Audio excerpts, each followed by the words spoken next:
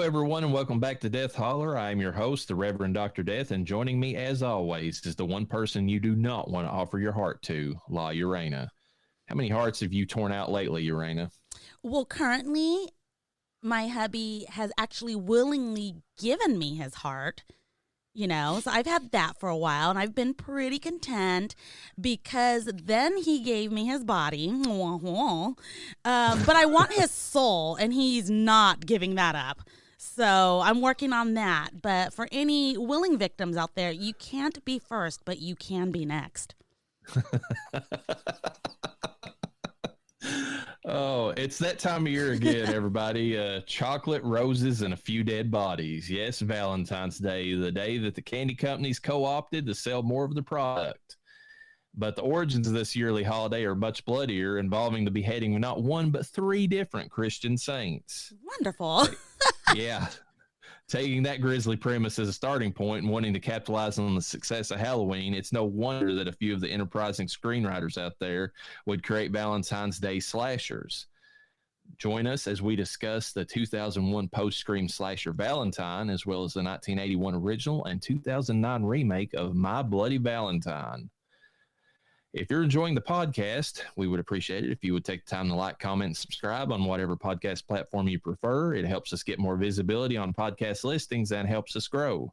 Also, consider following us on social media. You can find us on TikTok and Twitter under Death Holler Pod, and we can be found on Instagram and Facebook under the Death Holler Podcast. We appreciate everyone who listens and hope you enjoy the show. First up, Valentine from 2001. Tagline: remember that kid everyone ignored on Valentine's Day? He remembers you. Yeah, he does. Directed by Jamie Blanks, who also did Urban Legend, which we will be covering at some point this season. Written by Tom Savage, who did the novel, which, funny enough, when Jamie Blanks co-opted this, he saw the name for he didn't even know what the book was about. He saw the name of the book, said, "I want to make a movie with that title," and he totally ignored everything else about the novel. Like, so that novel, it's not like the movie. Don't go in thinking that. Okay. And Donna Powers, and this is kind of a red flag to me. Donna Powers, Wayne Powers, Gretchen J. Berg, and Aaron Herberts all did the screenplay. When you get more than one or two people doing the screenplay, you have some issues, folks. I'm going to go with Donna Powers and Wayne Powers was the original intent, but those two were starting to have brotherly, sisterly disputes or marital disputes, however they're related, if they are, and they had to fucking bounce.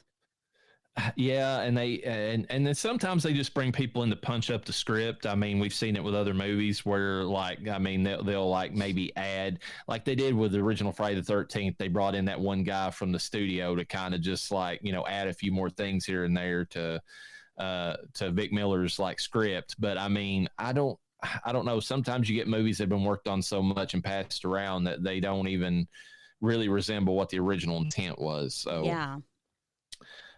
Music's by Don Davis, made for a budget of $10 million. Now this was misreported in a lot of stuff.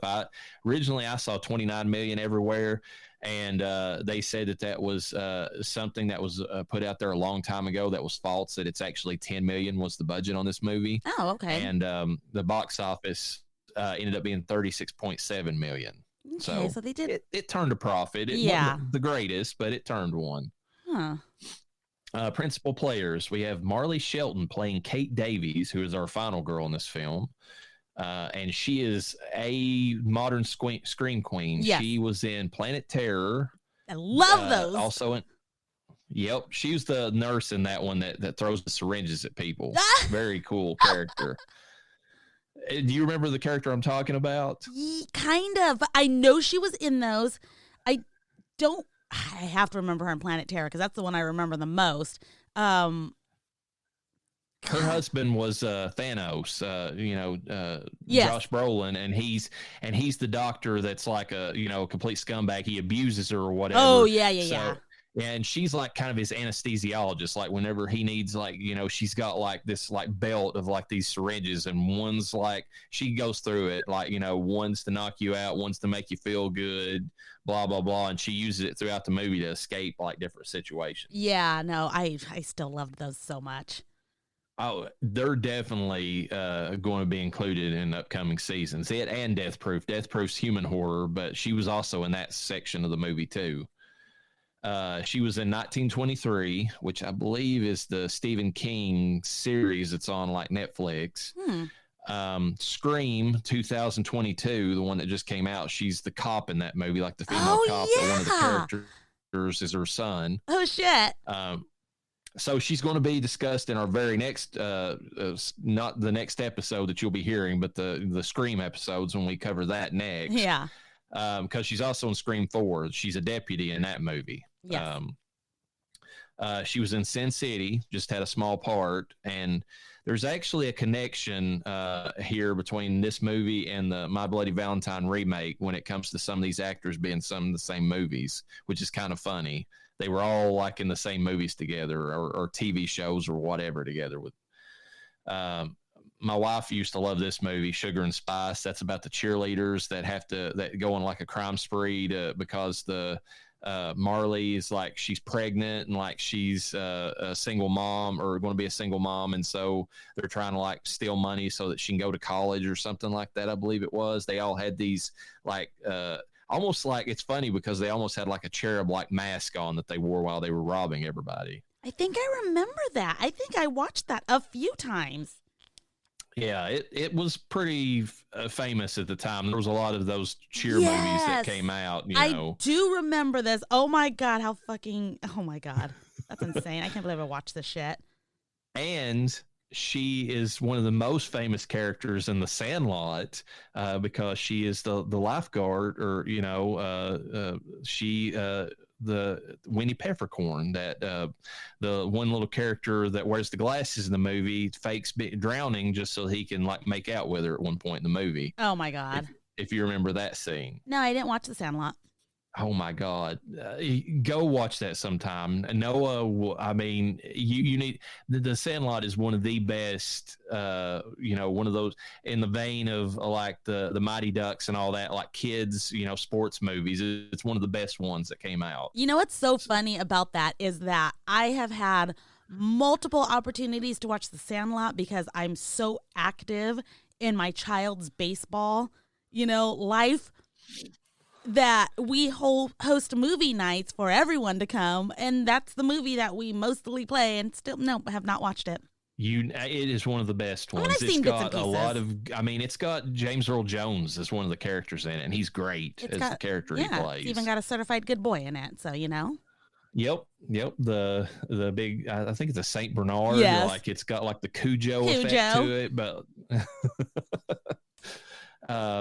but anyways, Marley Shelton has definitely, she's been in a lot of recent slasher films, if nothing else, or horror films. So, she's bona fide, scream queen. And I saw like the special features for this movie on the Scream Factory disc, and she actually enjoys being a modern scream queen. Like she's not one of those like Jamie Lee Curtis, like I don't know what a scary movie is. I was never in a scary, like a horror movie. It's yeah. Like, shut up. Like, don't. Like she fully embraces it. She says that, one of the things she actually studied psychology in college, and like she loves horror movies for the psychology that's involved in them and all that stuff. Okay, question.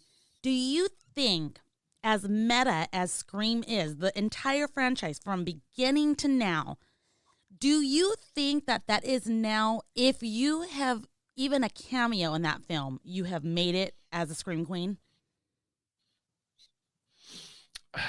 It depends on what character you've done, but I feel like you're right in that sense, because Emma Roberts was in part 4, and like she's a modern scream queen, but because she went from that to doing all the stuff for Ryan Murphy, American Horror Story and all that stuff, so she went along that route too. Yeah, I think that's a, like, obviously, and of course, You could be a scream our queen. newest scream queen. Oh, You yes. know, the Jenna Ortega. Yes. She's in now. You know. Yeah, you can be a scream queen without having been in Scream, but I think that you've really secured yourself if you make it into a actual Scream film.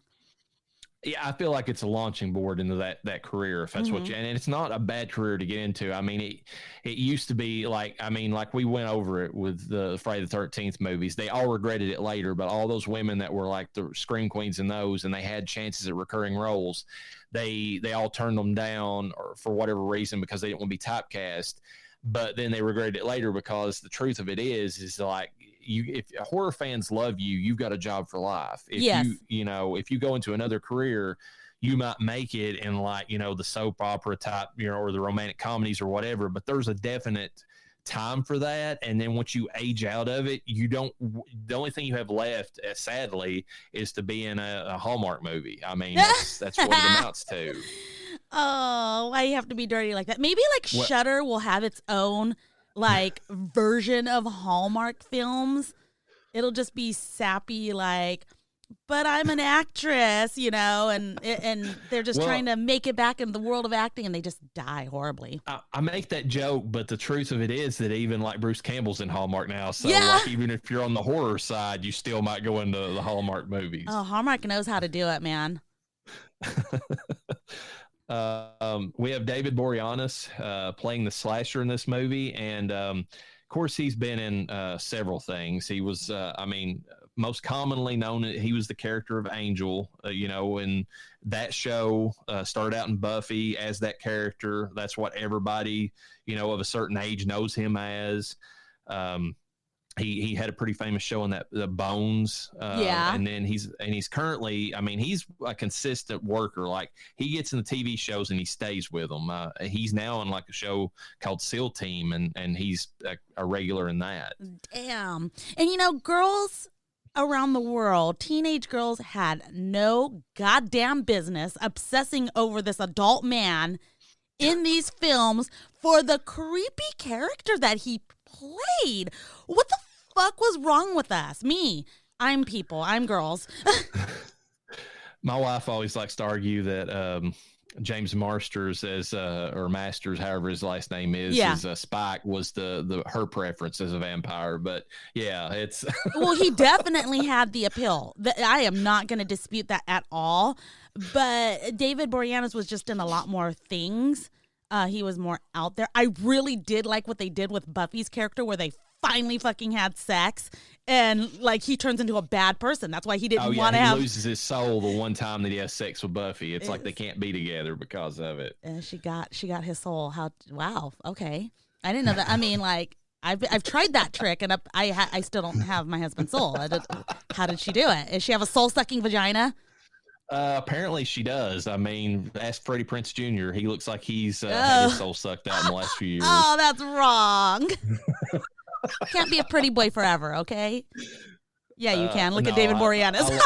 I love Sarah Michelle Gellar, even if she has been saying stupid stuff recently about like I can't even remember what it was. It's something political. She was saying something about roles of women and like blah blah blah, and I'm like, it was totally tone deaf. It had nothing.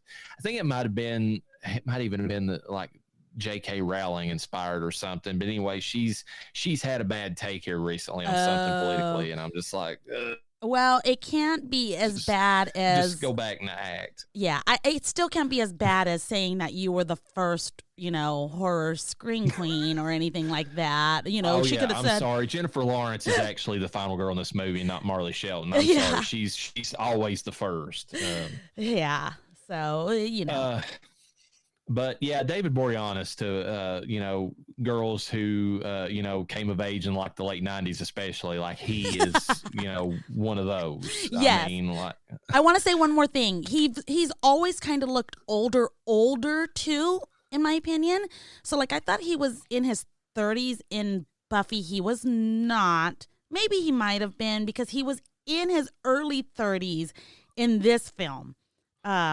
And then the rest of the cast was actually not very much younger than him. Maybe, I think at the most, one was 5 years younger, although Katherine Heigl was early 20s. She was 10 years younger. So she was the youngest, although she looked like she was close in age to the rest of the girls. Well, you can tell it's a young Katherine Heigl too, though, because she has her baby fat still. Oh my God, does she? But she still looks good. Like when she was sitting, woof. When she was standing, fine. Yeah. Yeah, it was. I was like, wow, she looks really plump, and then she was not by any means. Like it was just. Yeah, those scenes where she's like trying to do the cut or whatever on the cadaver, like she's gorgeous. Like, and then you're sitting there, you're like, okay, why does she look so heavy in the scene where she's like sitting down and talking to Jason or whatever, you know? Yeah, I'm glad you said something because I was like, what the fuck? But anyways, yeah, going back, I thought it looked kind of creepy how much older he looked than his quotation mark girlfriend in the film, which was Marley Shelton. And no, they were right about the same age. She was a few years younger. And of course, he's playing Adam Carr in the movie, but also he's playing Jeremy Milton or whatever the character's name is. Melton. Melton, yeah, because he's the slasher of the movie, which you find in the very last scene. I'm going to go ahead and jump and say this. I like that reveal at the end of the movie. It's like one of the best like reveals of the killer in like, some of the movies we've seen. I liked both the reveals. We'll get to that. We will get to that. Yeah. Denise Richards, who is Paige Prescott in this movie, she's kind of like the bitchy hoe in the movie, but like, you know, she does stand up for herself. She's not just a complete hoe. Like whenever there's a couple of guys in the movie that she kind of stands her ground with, and so good on her for that. Because they're not good looking. Well, no, she was highly into the second guy. She just the fact that the first thing he did was just present his penis, and pull, you know, like the line from basically American Pie. It's like "suck it, beautiful." Like she was not all about that. Yeah, I want to mention him real quick. He had a face of horror. Meaning, he did. He looked like he actually, and I think they did this deliberately. He looked like the face of what Jeremy Melton's like projected, like, you know, future self would look like. That dude looked like it. Yeah, and character. He has an evil, he could play a demon with very minimal effects. He could have played a demon on Supernatural, which we will discuss heavily in the next episode. It's folks. Tom Savini. Tom Savini would be like, a little touch here, you're good, man. Darken the under eyes a little bit of guy liner. Man, we're good. Just smile creepily. You're good. Yeah, I don't disagree. Like, I was horrified when I saw the dude's face, and I'm like, yeah, he had a good body. Like, I mean, he was well built, but like, you know, like his face, like, I mean, unless Denise Richards wanted to like put a bag over his head, I don't know what she was going for in that one. But God. Denise Richards, Tammy and the T-Rex is one of her earliest movies with Paul Walker, and that movie is batshit insane. Oh my God. Paul Walker gets like mauled while he's going through an animal preserve, and like the only thing that could save is his brain, and like this evil scientist puts it in like this fake Tyrannosaurus Rex body that he has, like a robotic one, and like for the rest of the movie, Paul Walker is a T-Rex, and then Denise Richards is in love with him, and it's No. weird. It's just it's a weird movie. I can't. She was in Wild Things with Neve Campbell. So there's the Scream tie-in with all this. Yeah. That movie, what I was saying about David Boreanaz for women in the late 90s, Wild Things is for guys who came to age in the late 90s. Let me tell you, that movie, still good for what it's got in it. Never seen it, but I couldn't watch it because of the stigma around it. I was like, this movie's not for me. It's got a prime of their life, Denise Richards and Neve Campbell making out like very heavily in the movie. Like, that's all you need if you're a guy. Oh my God. And Neve Campbell is playing both trailer trash and a goth, which is you know, 2 thumbs up. I mean, for her.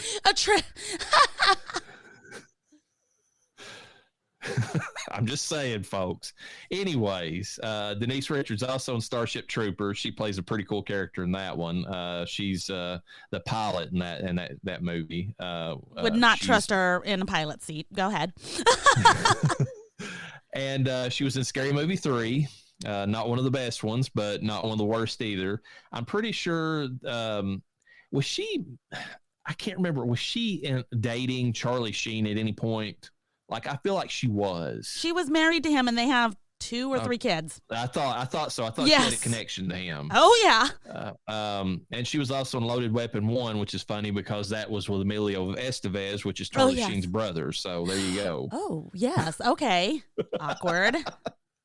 And it's funny because Scary Movie 3, the reason I thought about that is based upon a lot of Signs stuff, and Signs, and there's like, and I think Charlie Sheen's in it or something, like he's playing like a character. And maybe I'm wrong in that. He's in one of the Scary Movies, I believe, like it, and later on, maybe, I don't know. Is he in Scary Movie? Yeah, Scary Movie. I'm sorry, I was thinking Scream, but tomato, potato, Well, yeah, we'll get to that because I think we have to cover Scary Movie in regards to, right after we cover Scream. Like that's going to be our palate cleanser. It has to be. Maybe April Fool's?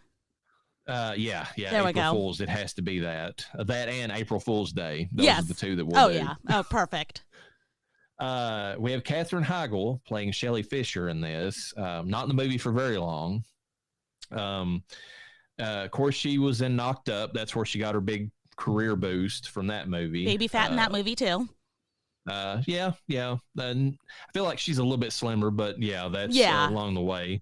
It's the face. Grey's Anatomy, she played in that forever.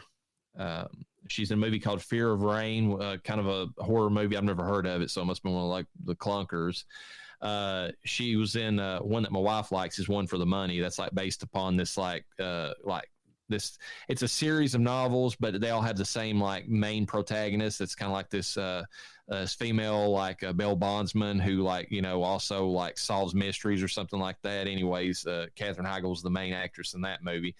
I think they were hoping to make like a series of films out of those to coincide with how many books there was, but I don't think the first movie did well enough for them to continue. Yeah. She was in The Ringer, which is a horrible movie as far as like the premise or whatever. That's where Johnny Knoxville joins the Special Olympics, if I remember. She's in Evil Never Dies. She was in Roswell, the original TV show. I loved that show. And she will be in another movie that we'll cover this season. She was in Bride of Chucky. Oh, son of a bitch. Reverend, hang tight 1 second. My dog keeps barking and biting at the door. Let me see what's going on. Okay. Damn hellhound. He's just a sad little beast that requires attention,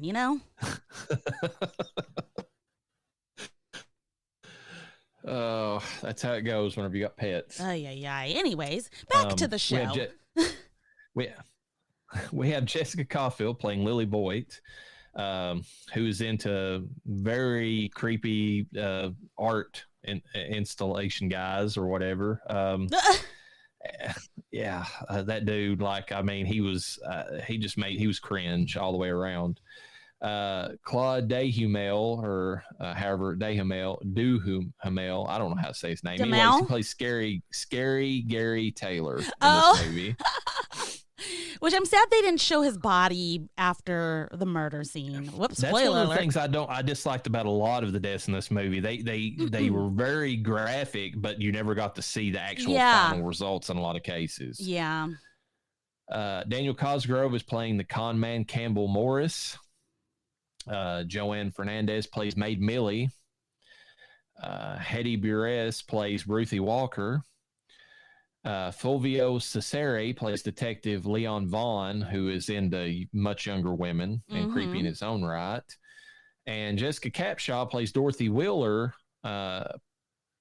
possibly the slasher. No, not really, folks, but that's what they throw out there toward the end of the movie. And which is funny because there was an interview with Jessica Caulfield on the disc, and she kept referring to Dorothy as the killer in the movie. And I'm like, where are you getting that? Like, the final scene does not show that to be the case, but whatever. Maybe she was. I don't know. We'll get into one it. Version. Maybe she was in one version of the script. I don't know. Yeah. Anyways, let's we'll discuss that as we get into it. So, anyways, Jessica Capshaw went on to be in Grey's Anatomy along with Katherine Heigl, and she was in Bones with David Boreanaz. Oh my God. There's actually some extended, and then she talked about that. She said that everybody in the cast ended up being like friends and like worked together, like for since the movie basically. Yeah, I like her as actress. I think she's a very good actress. I think she plays what her face looks like very well, which is a bitch. I was getting ready to say she is RBF bad. Yeah, she has RBF real bad, and as far as I know, she's fairly fucking nice. Like, I've never heard a bad thing about her. Again, I think she's a pretty good actress. I think she sticks to what she's good at, though. Yeah, that's true. Which is insane because in this movie, she was also kind of the fat girl, and she's not fat. She's like normal size, but she's like what I would imagine I would look like in a film because I am very petite in clothing and everything. But you get me in front of a fucking camera and I do not look. I don't look like the size that I am. So, and height or width or weight or whatever. So, well, she's also got the unfortunate situation where she's put like next to these like skinny waifs or whatever in the movie, like Marley Shelton, Denise Richards, like they're super skinny and even though she's like normal size for a woman, like next to them, she looks like she's heavier, because of it. Which I think works for this film because she had to be quotation mark the heavier one. Because they didn't say this, it's just my head, but like, how the groups of women, I hate to say this, but there's always the one that they keep as kind of like the one to make them look better. You know what I'm saying? Yeah. And I felt like in her group, she was that person. Yeah. Well, she says it. She actually physically says it, Yeah. Oh, so-and-so was the smart one. This was the pretty one. This was the, blah, blah, blah. She's only 5'5", and I say that with sadness in my heart because I'm 5'3", but 5'5" and below, we cannot have a lot of weight on us at all. Like, we can't even be, once we get past 10 pounds of what we should be in our weight, not only are we called obese by our doctors, but it shows. You gain 2 pounds and all of a sudden you're the Pillsbury Doughboy, Yeah, I've had this discussion with people before because it's hard for me to grasp because as somebody, 6'2", I look like a skeleton, at about 40 pounds above what doctors say should be my ideal weight. Yeah. So like, it's one of those things that like it's, you can carry the weight a lot easier if the taller you are. Yeah. I fucking hate it. Synopsis for this film. Years after a dorky kid is rejected by all the hot girls at a school dance and is accused of being a sexual deviant by the embarrassed fat girl who kissed him, a series of murders begins to take place. And what has to be pure coincidence, each victim just happens to be part of the same group of friends and all the women who rejected said dork. Mm-hmm. Each receives a very elaborate and cool Valentine with a rhyme about how they're going to be killed. Throats will be slit, hot tubs are an electrifying experience, and Cupid's arrows will fly. Roses are red, violets are blue, Cupid is here, and he will kill you. Nerd. Body count for this movie. It's one of the smallest we've had in any movie, but there's a reason for that. He's targeting specific people, and there's a small group of them. But anyways, 9 people are shown murdered in this film at some point. We have Shelley Fisher to start out with, who has her throat slit in a body bag. Convenient. You don't have to really, just zip the bag up and you're done. Lily Voigt, who is shot 3 times with arrows and then falls off into a trash can, which at that point in the movie, I looked at my wife and I said, he really took out the trash with that one. Oh. Scary Gary, who is scalded and beat with an iron. Loved it. And like we said, it would have been a lot better if we could have seen the aftermath of that. Conman Campbell, who is hacked in the back with an axe. Boring. That one's kind of lame. Millie, whose body's seen dragged out of a hiding place. We don't know what happened to her necessarily, which is sad because Latino representation, where you at? You can kill her, but you can't show her being killed. What's up with that? I don't remember that one. Yeah, what it is because Ruthie saw her. Like Ruthie was down there in a place she shouldn't have been at in the house while she was investigating. And then I see. She just sees like Millie being dragged out, and we don't know what happened to Millie. Okay, never mind. We do. He pulls out a knife, but the knife is completely clean, so I don't know. Yeah, I noticed that too. Maybe he cleaned it off after he stabbed her. I don't know. Wasn't she the maid? Ruthie herself has her head impaled on broken glass shards, which was a cool. That was cool sick. kill. I liked that one. Yeah.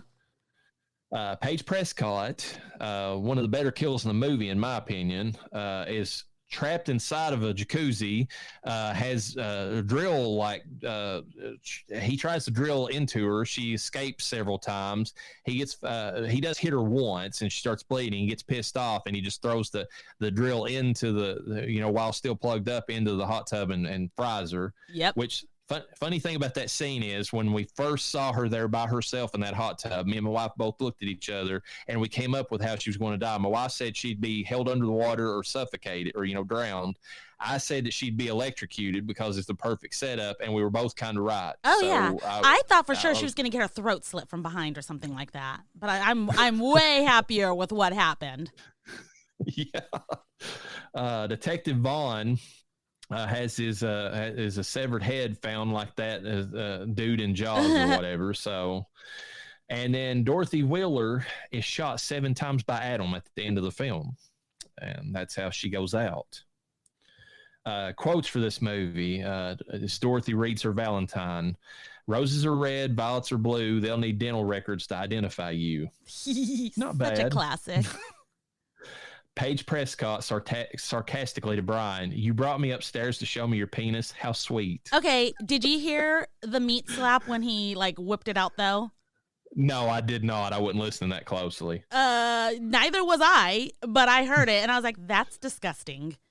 Well, the weird thing about the disc is whenever I was watching it is that we watched My Bloody Valentine, especially the 2009 version, and it's one of those movies that's borders on being loud, when you're playing it. So I had to turn the volume down. This one I had to turn it all the way up, and the TV still barely registered what they were saying. Same. I did turn it up quite high. Very disappointed in hearing that. Gross.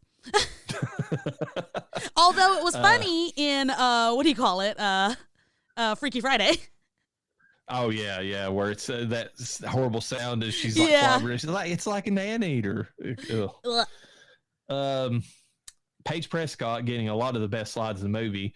Detective Vaughn, "Please remove your hand from my thigh." And he responds back, "Okay, where would you like me to put it?" And she's like, "How about up your ass?" She was giving him the eyes, though. She was giving hardcore "come fuck me" eyes.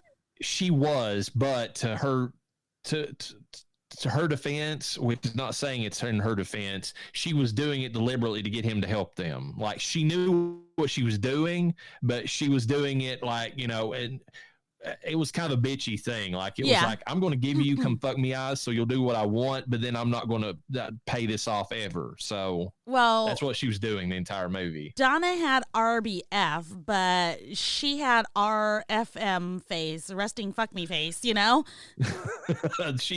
did, even when she was looking at her friends. It was almost like she was that close to being on a lesbian scene. Like, I feel like that's Denise Richards, though. Like, at that time, most stuff she did, she had that look to her. Adam Carr, "All I can think is when someone is that lonely or that angry, they can learn to hide it, but inside it never dies. It just stays there." Message, folks. He might be telling you something in that scene. It eats away at you until one day you have to do something about it. I mean, he gave it away. He said it right then. Shelley Fisher, after putting a pair of on a pair of white latex gloves and doing an autopsy, she prepares to work on Chad, the dead body. "Okay, Chad, it's just you and me now. I promise to be gentle." The strong silent type. How refreshing. That was nerdy as fuck. And weird because she just came off of a weird ass date where she told a guy he needs mental help, which he does. Jason definitely needs mental help.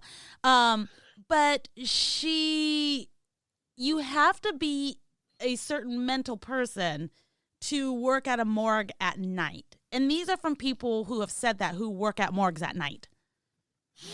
Yeah. And it's funny too, because in the goose section, if you go to IMDb, it lists the fact that she starts rattling off like what kind of cut she's going to make, and that's not the cut that she's making in the movie. Oh, I don't know that. I am concerned as to why you know that. No, that's what they said in the goose section. They said that like what she specifically calls out is not the specific cut that she goes to do. Oh, because she says it's something like she gives some name to it, and they said it's more of like a transabdominal something or other, and like it's completely the opposite of what she said. She's a student. She said she's not a doctor yet. Okay, she's clearly learning. You guys are judgy as fuck. Yeah, I'm sorry. We have this little back and forth between Gary and Kate. You look great, Kate. How about a date, Kate? You could be my mate, Kate. You're scary, Gary. This could be our fate, Kate. There's a reason this guy died, and it's a good reason. Yes, so, and what is up with the guys that just can't put a normal sentence together? Like first they had Jason talking in third person? Is that how third person? Third person, and then now we got fucking Gary talking in fucking Dr. Seuss. The only person in the movie that could actually talk decently was Adam. Yeah, he fucking held it together. And he's the killer, but there was a lot of the actresses because they had Denise Richards, they had Lily Voigt, and they had Marley Shelton, and like they had interviewed them for like in 2018 for this Scream Factor disc. They all mentioned how this movie was like pre-women's movement, but it was like, but if you go back and watch it, it's like actually it's going right into that, like, because I mean it kind of shows like, I mean, and that's kind of goes on what you're saying, it shows like all the different types of like shitty men in the movie, like shitty men, but it's almost, also shitty women who get men in trouble for things that they didn't actually commit. That's true. And there, as much as I mean, we can discuss this more as a final girl, Marley's a little weird in the sense that like she's not likable at times based upon some of the stuff she does. And she and like her boyfriend like is trying to get back. I mean, now I'll give her credit. She does change what she said, but she is at a bar with her boyfriend who's trying to stop drinking. Yes. And she orders a drink right in front of him, which like, what the fuck are you doing? But she does at least try to be empathetic, and she changes to a club soda. Yes. But, still, it's like if somebody you truly love was trying to quit something, don't take them to the place where that's going to tempt them. And then like order a drink right in front of them, and then be mad when they fall off the wagon, because that's like, I hear that fucking addiction is hard to kick, no matter what you're addicted to. I'm addicted to pizza, and I refuse. Quit when I want. What was I going to say in reference to the women being shitty or whatever in the movie too? Yeah, I mean, well, did you have anything to say before I jump into it? No, go ahead. Let's just explain the situation real quick. At the beginning, we do have this nerdy kid literally going and politely asking multiple women to dance. young ladies. They're in junior high, I believe, at this point. It looks like junior high. Yeah.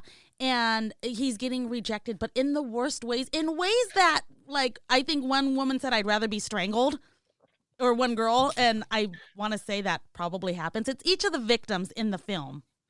I want to say it was Paige that said that. Yeah. Like, as a younger Paige said that. Yeah. But it was hard to keep track because it did happen really fast. Do you know why him and Shelly, not Shelly, but Dorothy? Is it Dorothy? His girlfriend. She was no, wait a minute. No, you're talking about Kate. Kate. Do you know how they ended up together? Why he's not killing her? Did you understand what happened at the beginning of the film that led to him having more empathy for her? No, I didn't catch that because it was way too quick, and I didn't go back and rewatch that scene. Gonna spoil it for everyone right now. She was the only one that didn't say no to him and said maybe later.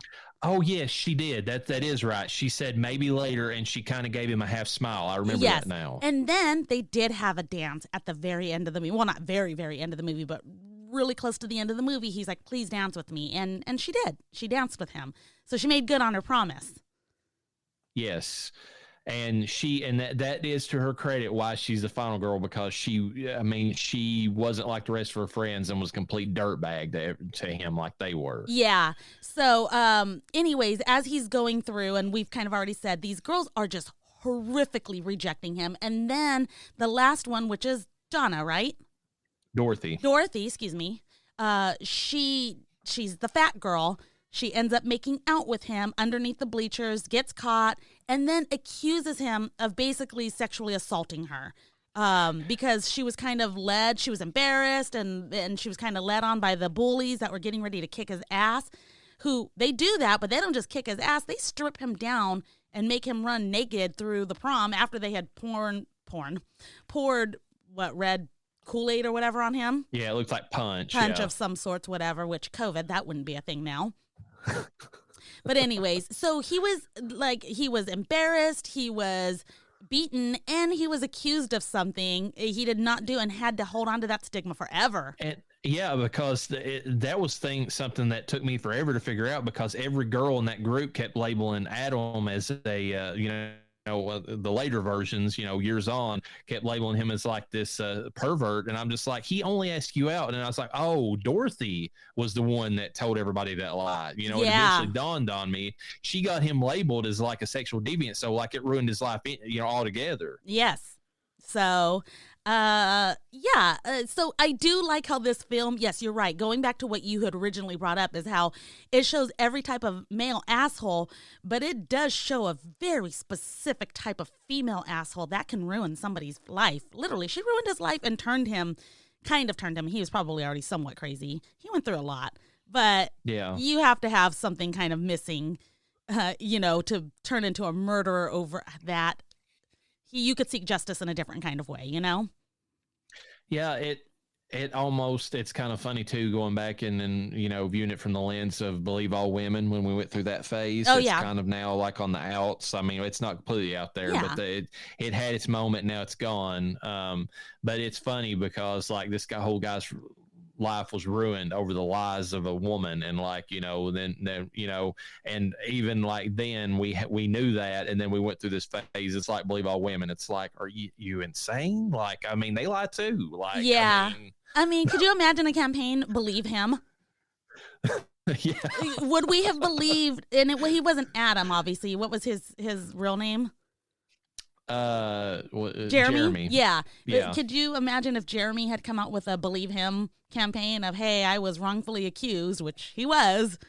Yes. And nobody would believe him because, well, I don't know if he came out as David Boreanaz's look later in the future, because obviously I think more women would probably want to hear his story.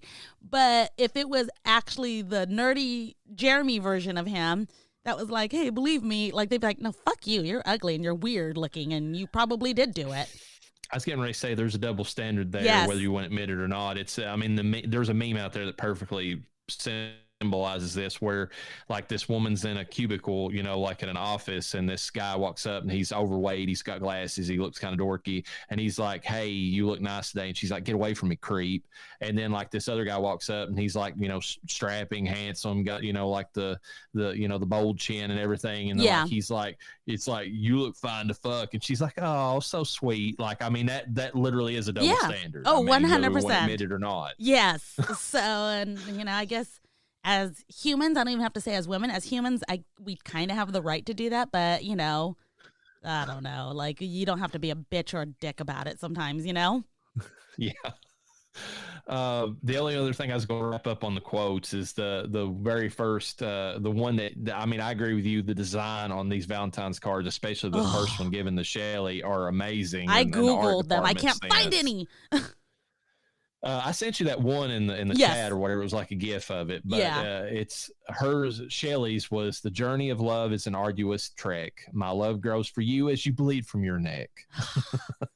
Dude, those were amazing Valentines. I was like, oh, who did this? Who are you? Yeah, they got like a little pull tab, and like, like her, and like it shows her neck bleeding as her like, top is like pulled down or whatever, and like and the knife swings up from the killer. that's behind her. Yeah, it's pretty cool. Yeah, I loved it. That was like every time I saw a new card, I was like, "Fuck yeah, here it goes." Getting in the discussion of the movie, because we've already kind of started it, the visuals of it. I mean, those cards, like that art department was on point. Whoever created those, I love you. Be mine. I feel like the kills had the potential to be like super awesome, and I did like some of them. As far, I mean, they had the, like we discussed before, they had that punch to them, like, especially like Ruthie on the glass, Yes. But the problem is, and I hate saying this because it sounds like I'm being, like the opposite of what I said with Terrifier 2. But sometimes you need to show something. Oh, yeah. I mean, having all the kills off screen or having them fairly bloodless, it's a little too anemic. You need a little bit more, to them or whatever. And there was the only one that really they showed Campbell. They showed his dead body in the scene where Ruthie is crawling underneath like the sauna or whatever it is. I thought she was going to get saunaed to death. I was pretty stoked. I thought so. But that's what was going to happen to her. Yeah, but then something better happened. So, Yeah. And then they set that up perfectly because when it shattered and you saw the 2 points of like, glass, it's yes, like, oh, shit. Her face has been. Do it. You're all rooting him on. Yeah, they did show Denise Richards' like dead body. So they did, yes. And then all the blood and that. So that did pay off on that particular case. I wish they would have showed that one guy that was I think I've got it on here, that hit on Paige or whatever. Let's see, Brian. Yeah. The weirdo, the demon looking guy. We needed a scene where it showed his mutilated body because he was already tied up. There's no reason why Adam wouldn't have killed him. Oh yeah. Oh my God. I missed opportunities. What did you think about the visuals? I mean, other than what I've already said. In terms of other movies we will be reviewing, at least most things looked, what you did see was clean and not overly done, but it was a little underly done, like you had just mentioned. I am glad we got to see Lily getting shot and then falling into the trash bin. So it wasn't super bloody, but it was effective. And there was a punch to those arrow shots too. That was nice. Yeah. I mean, it wasn't like she just got hit. I mean, like she got her body shook from like each one of them hitting. Which might not be realistic, but I feel like with the amount of force and how close he was, that kind of fits. Yeah. At least mentally it does. Trying to think. What about the killer's look? I didn't mention that. What do you think about like the actual outfit? I thought it was pretty cool. The only thing it's funny is that my son has a best friend that apparently has a very cheruby looking face. And I was like, oh my God, that looks like his bestie. And I was like, oh dear God. Like every time now I'm imagining this kid coming and murdering everyone, But I thought it was cool. I mean, it really went with the movie. I mean, with the Valentine's cards, and then you got Cupid's little creepy face. I dug it. The one thing I'll say about that is there's one scene, and that's Lily's scene, like when she first gets hit by the arrow, where like she looks up and she sees the killer, and like there's something about the way they frame that scene that if you watch it, and it's probably because the coat slims the body in a weird way, but like because it's all black, but the head looks like a size too small for the body that it's attached to. It does. And then whenever the next scene, whenever it actually shows him drawing the bow back for the second shot, it looks good. Like, I mean, it's proportional again, but like that one scene, it's just a little too small. It's like a baby doll head put on like a person's body or something, Yeah. Question, do we know, did David Boreanaz actually film the scenes where he's the killer, like in the mask? I didn't see that. I can tell you for sure that in the movies we'll be discussing for My Bloody Valentine, neither one of the actors filmed any of the scenes, as far as the killer.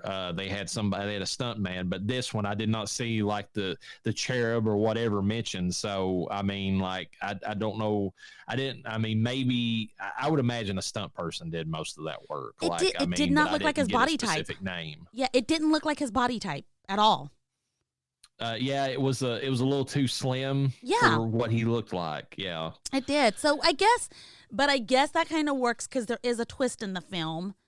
But to be fair, that if it wasn't him, if it really was the twist, and I guess we could just get into it.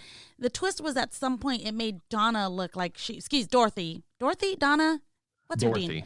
Dorothy. It made it look like she I always think of the Wizard of Oz whenever I think of her character. Oh my God, that's why I remember it.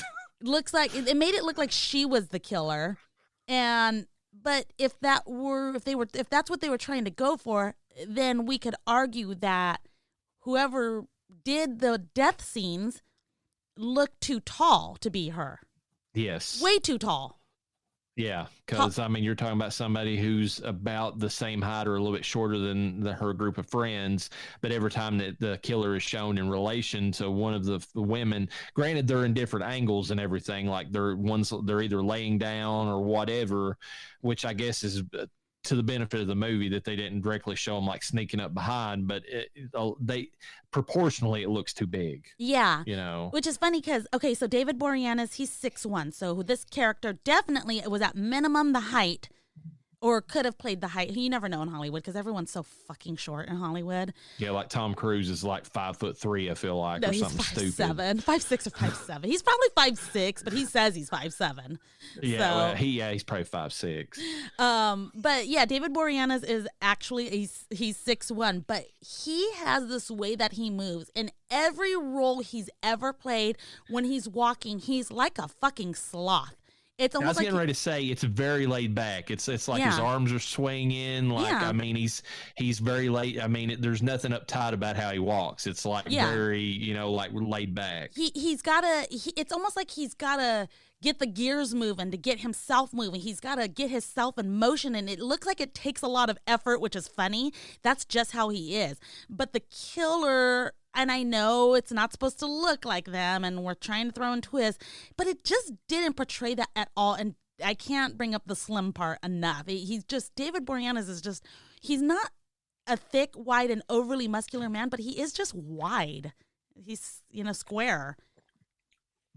Yeah, I have a body type kind of similar to him as far as like a bigger, boxier chest, and it's one of those. So anyways, that's what I had to say in terms of trying to compare, because I felt like this entire time I knew that David Boreanaz was the killer. I didn't know that for a fact. I just thought I knew based on what you had seen, and I don't know, you can kind of put two and two together. Spoiler alert, he is. But then when I saw that twist where Dorothy was potentially the killer, I actually legitimately believed that. Well, it's funny because I'd done the notes before I actually watched the movie, so I kind of knew that there was something weird there. I officially labeled David Boreanaz as a slasher before I ever knew that he was, just because they said you take somebody who's semi-famous at the time. I mean, considering his proximity to everybody involved in the movie, the fact that he's got all this, drama going on with his own self. Why is he a drinker? Blah, blah, blah. And then the fact that I just got through watching My Bloody Valentine 2009 and knowing the twist in that movie about who the killer is, I'm like, it's David Boreanaz. And then whenever there's that scene there and Adam runs up and he actually saves, my wife looked at me and she's like, the killer's Dorothy. And I was I didn't say anything because I'd read something about Dorothy might be, and then whenever they pulled it off, I'm like, you're kind of right. But then like, the end of the movie when I'm sitting there, I'm like, because it panned down and it showed Marley's face or whatever, and then like or Kate, and then like I was like, there's gonna be blood dripping on her face, and I was like, yes, I was like, he is the killer. But okay, like we need some explanations because I could like.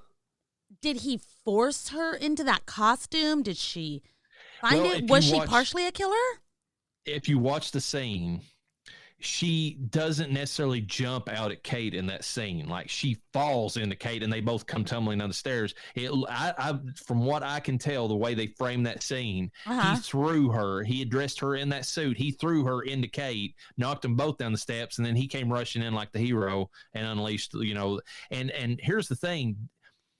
Did he shoot her with a gun that Kate previously had that got knocked out of Kate's hand? I think that's what they implied in the movie, right? That because Kate lost the gun up on the top of the stairs, and then he shot her. Can we talk about something real quick that makes it harder to okay, I can't word, but I just have to throw it out there. So we know that Dorothy, the actress that plays her, is 5'5". Yes. Well, Marley Shelton, who plays Kate, is 5'7". She's taller than her. But the character that grabbed her was clearly taller than her. Oh, yeah. But it's supposed to movie, be Kate. Yes. No. When he grabs her.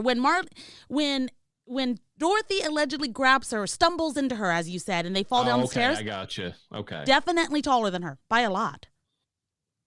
I don't know, because the way that I saw that scene, like they were falling forward. So it's like, I don't know if it was like, not falling forward. It looked like they jumped, but whatever. I mean, the way that it was framed, it looked like falling to me.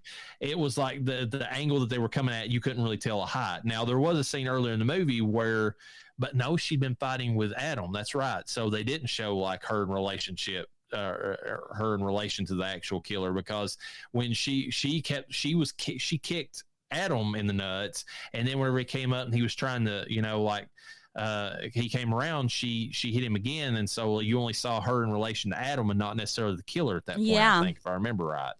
So it's kind of hard to explain, not entirely. Like I said, he pulled off that mask, and I was like, oh shit, it was her, because it makes sense.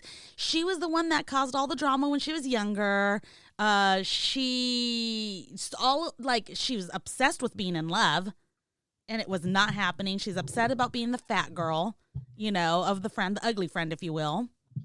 Yeah, she kept bringing up the fact that they were all going to have dates for the event, and she wasn't, because they kept trying, because they got her boyfriend arrested or whatever. Yeah. Who was clearly trying to steal her trust fund at that point. Yeah. And Ruthie even mentions it. She's like, he's after your trust fund. Trust me. Yeah, trust me. Woo! Oh my God. Anyway, so I don't know. I thought I liked the twist, Yeah, and I liked how they framed that last scene. I love that. I was like, if the blood drips on her cheek, you've got a good ending. And I was like, yes, they did it. And they could totally explain it away, like, oh, well, he just got into a fight and it's been a rough night. He was stressed, It wouldn't be like, yeah, that killer, because nobody saw the killer have a bloody nose in every scene. And I don't even know that they saw it at the prom or the dance. No, the only people who ever saw the nosebleed died shortly after they saw the nosebleed, or died, and then it started bleeding. Yeah, and I don't know that they saw it. Like you said, I don't know that they saw it at the event, or that the prom, the little dance they had, because that happened right whenever Dorothy accused him of being the pervert, and like it happened under the bleachers. And then the boys, by the time they drug him out there, he was already like, bloody from like them kicking him and everything else. So it was just mingled in. Yeah. I don't know. Do we have anything else to discuss before we get into like Death Holler Awards or anything?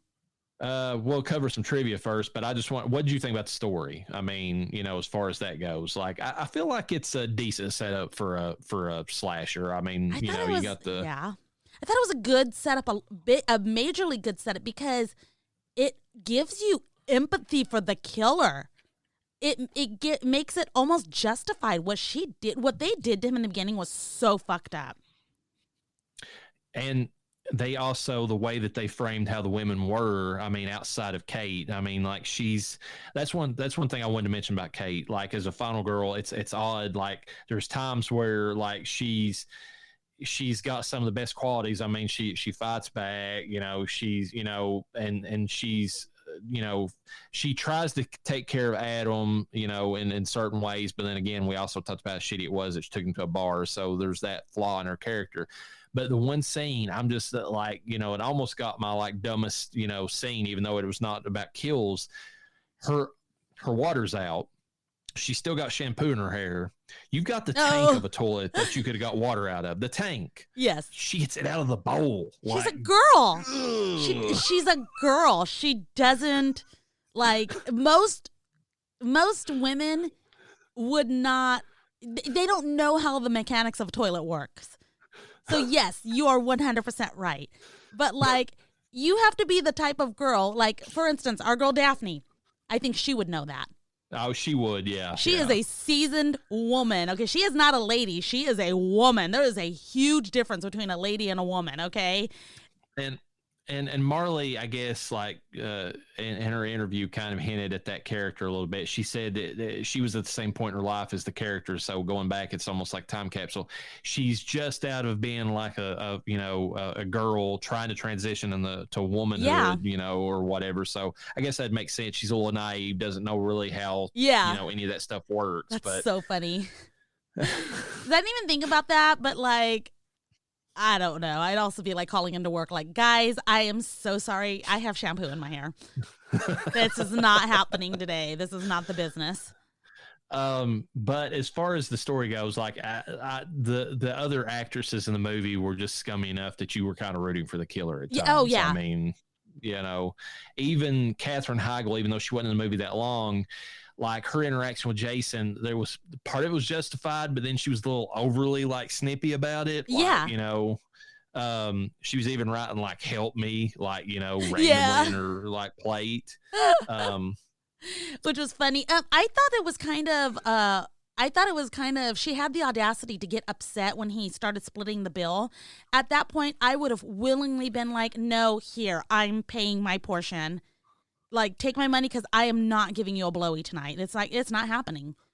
Yeah, that's the thing. It kind of that brings up a whole other dynamic between men and women. It's like, clearly she was not thrilled with the day, didn't want to have anything to do with him, but yet she still expected to have. She was just like, dinner comp. I know what you're doing. Like, looking at him like, okay, I get it. You're making me pay my portion. It's like, it wasn't going well. Like, any first date like that, maybe come prepared. I'm also a seasoned woman, so it's a little different now. I would know better. I guess at that young age, you kind of just expect. Look, we got a lot of free meals in our 20s, okay? Two more things before we get into trivia. The acting, I feel like it was decent for the most part. I can't really think of any subpar acting in the movie. Scary Gary was kind of weird, but he wasn't in the movie long enough for it to matter. Yeah. The con man was kind of like a non-person, but I feel like Boreanaz, Marley Shelton, Denise Richards, they, Capshaw, who played Dorothy, they all played what they needed to play in the movie. I'll tell you who I didn't like. I did not like Lily's character. Yeah, Lily was kind of a weird one, and she admitted, like, in her interview that, like, she had only had like one or two movies, like Urban Legends Final Cut and like one other movie before this. I don't feel like she really brought a whole lot to the movie for what she was in, what time she was in it. Yeah, she really did have her best acting falling into the trash can, because that's what the character whole storyline belonged in, the trash. Well, just as I suspected, trash. Like, literally, that was the best thing. Well, going back to it, like her big scene in the movie, other than the falling into the trash, her eating the candy that had the maggots in it. Yeah. Like, I don't feel like she reacted appropriately to that scene. Like, a little bit of puh, puh, puh, like, like I would have been like gagging or something. Yeah. Like, if that would have happened to me. Like, I feel like she didn't go far enough with that one. Just like a dick slapping on the thigh, you would have heard vomit hitting the floor.